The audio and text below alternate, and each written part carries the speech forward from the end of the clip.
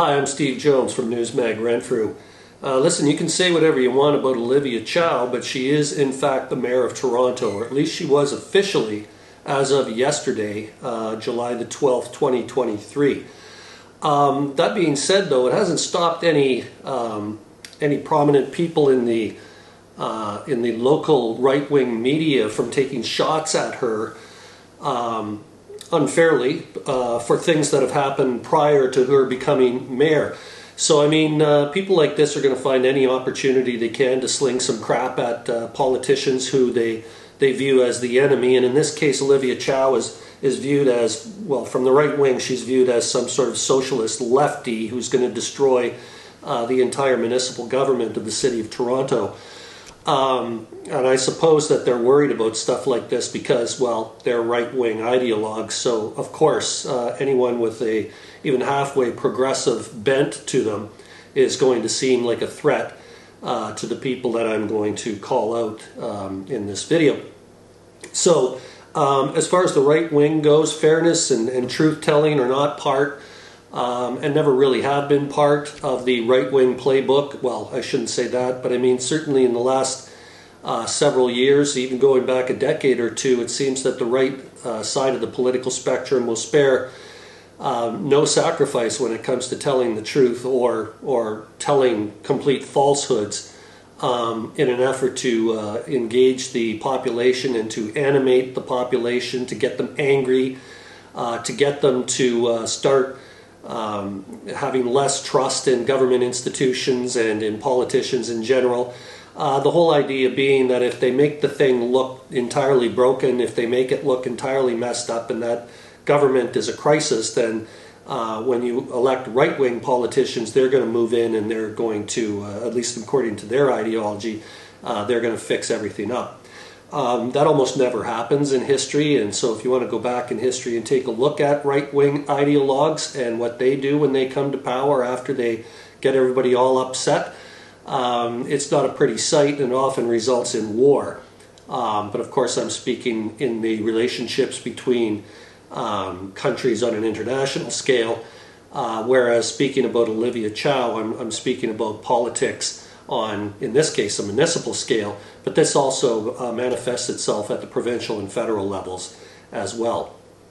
So the fairness and truth deficit that the right wing has, that's sort of why Chow is greeted with statements. Both of these statements were on Twitter that blame Chow for violence that's taken place recently on Toronto streets, even though she hadn't taken up her responsibilities as mayor yet. So both of these instances are things that happened at least a week before Chow took the oath of office yesterday. And so the two statements that I want to highlight here that were both on Twitter, one of them is, quote, "Welcome to Olivia Chow's Toronto, where shootings can happen in broad daylight," end quote. So that's a reference to a drive-by shooting that took place about 10 days ago, where an innocent bystander, a 41-year-old woman, whose name is Caroline Hugner Makarat, and I'm sorry for the pronunciation, where she was killed by a stray bullet while she was out going for a walk. She wasn't part of anything that was happening. She was just a classic case of the, being at the wrong place at the wrong time. And of course, it's a tragedy. Of course it is. But to blame Olivia Chow for it is a little ridiculous and not a bit of a stretch, but a huge stretch. But this is the kind of stuff that the right wing is famous for. So that clip came from, that tweet came from Natasha Biaze, who is a journalist with the Rebel News Network, which is, they style themselves as an alternative news network, but this is from a group of people that also came up with the term alternative facts, which means the truth is what you say it is, even if it's not factually correct. It doesn't matter. Everyone has their own truth according to them, and so you're allowed to fudge it here and there to suit your purposes. The thing about Biaze, she has 4,000 followers on Twitter, and they just laughed it all up. And by the way, she's got a blue check mark, which certifies her as she's for real. She's the real Natasha Biaze. What it doesn't mention is that she's also a real blue check mark verified jerk, as far as I'm concerned. But anyways, nobody's asking me. So the second quote that I wish to bring forward here, this also appeared on Twitter, and it's quote, "Just an ordinary day in Olivia Chow's Toronto." So this is from Ezra Levant, who is actually the principal at Rebel News. So he's been as pretty much the most odious political entity in Canada ever since he reared his ugly head out of the Conservative movement when he lied and cheated his way in an attempt to get I believe it was a Canadian Alliance nomination out in Calgary back in the 1990s. Anyways, he hasn't changed his colors at all. And so he doesn't mind a drive-by smear at Olivia Chow, even though the event he's talking about, which was a stabbing on the subway, just as the train was rolling into Eglinton Station in Toronto, there was a bit of an altercation. Well, there wasn't a bit of an altercation. There was an intensive altercation, which resulted in one man being stabbed. He was brought to hospital, and he eventually succumbed to his injuries and became a fatality. And so Ezra Levant is mentioning that this is just an ordinary day in Olivia Chow's Toronto, as if somehow she had something to do with it, which of course is absolutely absurd. Levant is the poster boy for just about everything wrong with right-wing media right now, and his organization, Rebel News, really is just a hotbed of political hatred, actually, that's ingested by a lot of people who have distorted views that are helped along by Rebel News, who have distorted views on a whole range of things, and their distortion of thinking actually, when you take the numbers that are involved, actually represents, in my mind anyways, and I like to think I'm a fairly astute individual, represents in my mind a threat to democracy at large. So these are the people who work for as they say, an alternative media platform. They present themselves as being an alternative to the, quote, mainstream media, which is dominated by another right-wing term, fake news. So basically anything that doesn't fit into the right-wing mindset, that's just automatically dismissed as fake news. And so they discredit in the entire mainstream media that way. And also because they believe that the entire mainstream media is out to get them. And you know what? I mean, with this kind of bullshit happening all the time, maybe they're not far wrong there. I mean, somebody should be out to get them. So whether that's the mainstream media or the mainstream moderate voter or activist or whatever is out there, but somebody needs to call these people to account. And right now, there is nobody that calls these people to account. And so they're allowed to spew whatever it is that they've got on their minds at large and at whim, whenever they want to, and sadly they've gained a following that is significant in terms of the numbers of people who are following this platform and this particular twosome here who refer to themselves as, and I have to use the air quotes, as journalists. They are far from what journalists are all about. So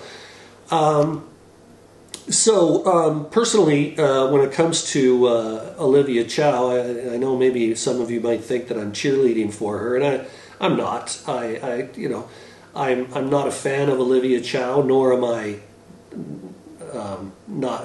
against Olivia Chow. I really don't have a position on her one way or the other.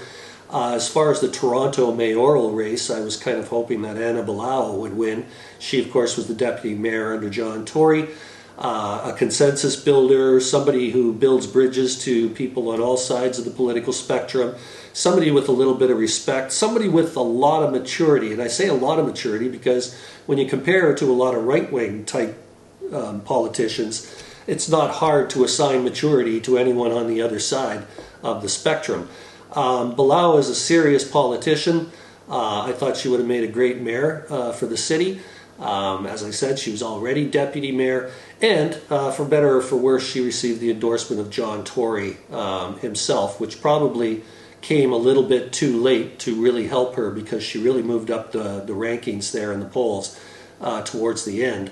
And had there been another week or a week and a half left in the election campaign, there's a realistic chance that she could have caught up or possibly overtaken Chow. So anyways, I just wanted to say that because I didn't want you to think that I'm a huge Olivia Chow fan who's going to jump up and down and, go Olivia, yay Olivia. I think Olivia is going to be a good mayor for Toronto. She has a significant resume. She's been on Toronto City Council before, so she's familiar with that. She's been a member of Parliament for a Toronto riding before. Certainly she's no stranger to national politics, being the wife of the late Jack Layton, who was the leader of the Federal New Democratic Party, and also the guy who was in charge of the party when the NDP had their orange wave back in 2015. So I mean, she's no stranger to politics, and she's no stranger to issues, and she's no stranger to policy development. And one of the reasons why the right wing doesn't like her is because she keeps talking about things like housing and the homeless and like topics like that the right wing, they view those things as law and order issues. They don't view those issues as social policy things. So so for people like Ezra Levant and Natasha Biaze, they view Chow as, like I said, a leftist who is going to defund the police after the whole Black Lives Matter thing. Olivia Chow never said anything about defunding the police, as if any mayor, any honest, serious, mature mayor of a metropolitan area like Toronto of several million people is going to think that defunding the police is going to magically result in a fairer, more equal world. There is a place for law enforcement, of course, in society, and it does cost money, and it costs a lot of money, and Olivia Chow has never said anything about that at all, but it doesn't stop the right-wing people like Levant and Biaze here to suggest that that's what's going to happen, that the whole city is going to go to hell in a handbasket, and crime is just going to run away and out of control and stuff like that. So Chow won the election fair and square, even though several candidates kind of insisted that the election was rigged or it was stolen somehow, or that there was some impropriety associated with her election win. And that's the Donald Trump effect. I mean, a conservative politician loses an election. What's the first thing out of their mouth? Oh, it was rigged, or it was cheated. It was stolen from me. I'd like to give a shout out to a Global News reporter. Now, Global News is kind of like I'd like to think that they're a kind of a neutral, objective kind of thing, but to be honest, they kind of lean a little right. They're not wacko right, like Rebel News, but they're legitimately, I believe them to be a trustworthy news source, even though they're a little bit to the right of the political spectrum. I guess that's the right over there, to the right of the political spectrum. So anyways, Global News journalist by the name of Amar Khan saw one of these tweets. I believe it was Biaze's tweet, and at least he attempted to push some of the truth out regarding Biaze's tweet by posting himself that Olivia Chow won't become mayor until Wednesday, July 12th at 12 noon. Just to sort of set the record straight. I'm going to give him some props for making the attempt. I mean, it's noble and it's correct, and I'm glad that he did it. So anyways, Amar Khan, thank you for stepping up. Don't know how much good it will do, but hey, if nobody stepped up, we know it wouldn't do any good at all. So if we have to win this thing drop by drop, well, thank you, Amar, for, laying down that first drop. I hope you don't take too much abuse online from Biaze or Levant or any of their followers, because that's another tried and true method of right-wing people, is they love to attack. For Newsmag Renfrew, I'm Steve Jones.